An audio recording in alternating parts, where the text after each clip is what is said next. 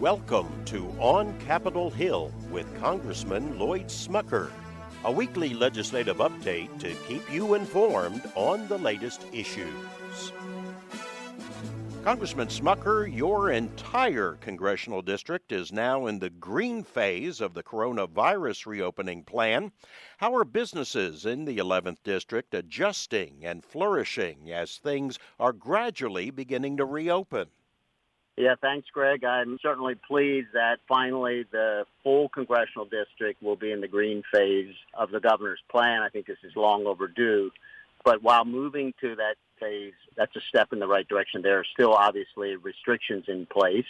Throughout the whole pandemic, I've been communicating with small business owners who are ready to reopen, the customers. They're ready to reengage with the community.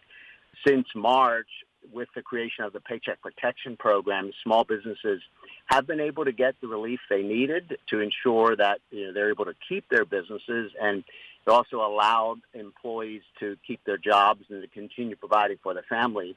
But they're ready to serve the American consumers, and American consumers are ready to go out and safely shop in local businesses. And we're actually seeing that reflected in the data.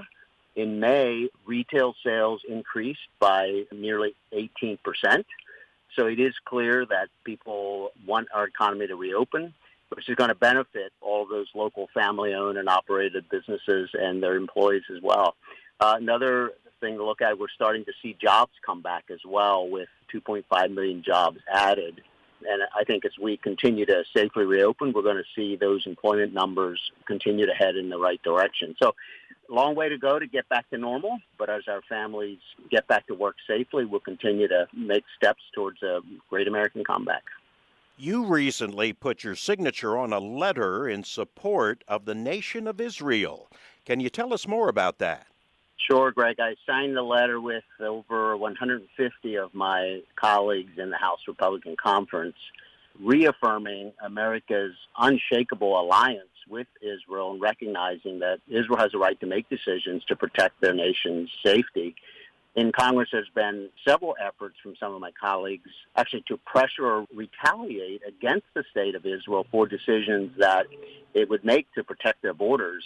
In fact, many of those from the other side of the aisle support what is called a boycott, divestment, and sanctions movement, which really would undermine economic and national security of Israel. I had the opportunity to be there. Hard to believe it's been almost 3 years, but in 2017, and gained a firsthand understanding of some of the regional challenges that the state of Israel is faced by. I went there with a congressional delegation to visit. That was quite a moving experience. Israel is abundant with history and religious significance, and I will certainly continue to stand in support of Israel in Congress. Thank you, Congressman Smucker. We look forward to hearing from you next time. Thank you, Greg. Tune in again next time for On Capitol Hill with Congressman Lloyd Smucker.